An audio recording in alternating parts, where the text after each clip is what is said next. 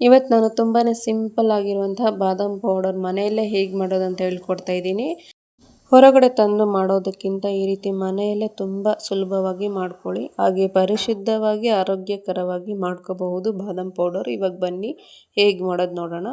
ಮೊದಲು ಒಂದು ಪ್ಯಾನ್ ಇಟ್ಕೊಂಡು ಇಲ್ಲಿ ನಾನು 1 ಕಪ್ ಆಗೋಷ್ಟು ಬಾದಾಮ್ ಹಾಕ್ಕೊಳ್ತಾ ಇದ್ದೀನಿ. ಹಾಗೆ ಸ್ವಲ್ಪ ಗೋಡಂಬಿ ಕೂಡ ಹಾಕ್ಕೊಳ್ತಾ ಇದ್ದೀನಿ. ನೀವು ಬೇಕಿದ್ರೆ ಸ್ವಲ್ಪ ಪಿಸ್ತಾ ಕೂಡ ಹಾಕ್ಕೋಬೋದು. ಇವಾಗ ಇದು ಸ್ವಲ್ಪ ಲೋ ಫ್ಲೇಮಲ್ಲೇ ಇಟ್ಕೊಂಡು ಚೆನ್ನಾಗಿ ಫ್ರೈ ಮಾಡ್ಕೋಬೇಕು.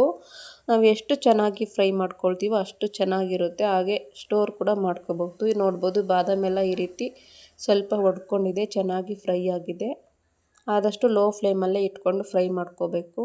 ತುಂಬ ದಿನಗಳ ಕಾಲ ಇಡಬೇಕಂದ್ರೆ ಈ ರೀತಿ ಲೋ ಫ್ಲೇಮಲ್ಲೇ ಇಟ್ಕೊಂಡು ಚೆನ್ನಾಗಿ ಫ್ರೈ ಮಾಡ್ಕೊಳ್ಳಿ. ಇದು ಚೆನ್ನಾಗಿ ಫ್ರೈ ಆದಮೇಲೆ ಇದನ್ನು ಈ ರೀತಿ ಒಂದು ಪ್ಲೇಟಲ್ಲಿ ಹಾಕಿ ತಣ್ಣಗಾದಮೇಲೆ ಒಂದು ಮಿಕ್ಸಿ ಜಾರ್ಗೆ ಹಾಕ್ಕೊಳ್ತಾ ಇದ್ದೀನಿ. ಮಿಕ್ಸಿ ಜಾರ್ ಸ್ವಲ್ಪ ಕೂಡ ತೇವಾಂಶ ಇರಬಾರ್ದು, ಆ ರೀತಿ ಒರೆಸ್ಬಿಟ್ಟು ಡ್ರೈ ಮಾಡಿ ಹಾಕ್ಕೊಳ್ಳಿ. ಇವಾಗ 1 ಕಪ್ ಆಗೋಷ್ಟು ಶುಗರ್ ಹಾಕ್ಕೊಳ್ತಾ ಇದ್ದೀನಿ. ನಿಮಗೆ ಸ್ವೀಟ್ ಎಷ್ಟು ಬೇಕಷ್ಟು ನೋಡಿಕೊಂಡು ಸಕ್ಕರೆ ಹಾಕ್ಕೊಳ್ಳಿ. ಇಲ್ಲಿ ನಾನು 1 ಕಪ್ ಆಗೋಷ್ಟು ಹಾಕ್ಕೊಂಡಿದ್ದೀನಿ. ಹಾಗೆ ಒಂದು 10 ಪೀಸ್ ಆಗೋಷ್ಟು ಏಲಕ್ಕಿ, ಒಂದು ಅರ್ಧ ಸ್ಪೂನ್ ಆಗೋಷ್ಟು ಅರಿಶಿಣದ ಪುಡಿ ಹಾಕ್ಕೊಂಡಿದ್ದೀನಿ. ಇವಾಗ ಇದನ್ನು ಪೌಡರ್ ಮಾಡ್ಕೋಬೇಕು. ನೋಡ್ಬೋದು ನಾನು ಈ ರೀತಿ ಪೌಡರ್ ಮಾಡ್ಕೊಂಡಿದ್ದೀನಿ. ಸ್ವಲ್ಪ ಆದಷ್ಟು ನುಣ್ಣದಾಗೆ ಪೌಡರ್ ಮಾಡ್ಕೊಳ್ಳಿ. ನೋಡ್ಬೋದು ನಾನು ಈ ರೀತಿ ಮಾಡಿ ಇಟ್ಕೊಂಡಿದ್ದೀನಿ. ಇವಾಗ ಇದನ್ನು ನಾನು ಒಂದು ಪ್ಲೇಟಲ್ಲಿ ಹಾಕಿ ಇಟ್ಕೊಳ್ತಾ ಇದ್ದೀನಿ. ಇದು ಸ್ವಲ್ಪ ತಣ್ಣಗಾಗಬೇಕು. ತಣ್ಣಗಾದ್ಮೇಲೆ ಒಂದು ಏರ್ ಟೈಟ್ ಬಾಕ್ಸಲ್ಲಿ ಹಾಕಿ ಸ್ಟೋರ್ ಮಾಡ್ಕೋಬೋದು. ಏಲಕ್ಕಿ ಹಾಕಿರೋದ್ರಿಂದ ಒಂದು ಒಳ್ಳೆ ಫ್ಲೇವರ್ ಕೂಡ ಬರ್ತಾ ಇರುತ್ತೆ. ಹಾಗೆ ಅರಿಶಿಣ ಹಾಕಿರೋದ್ರಿಂದ ಒಳ್ಳೆ ಕಲರ್ ಕೂಡ ಚೆನ್ನಾಗಿರುತ್ತೆ.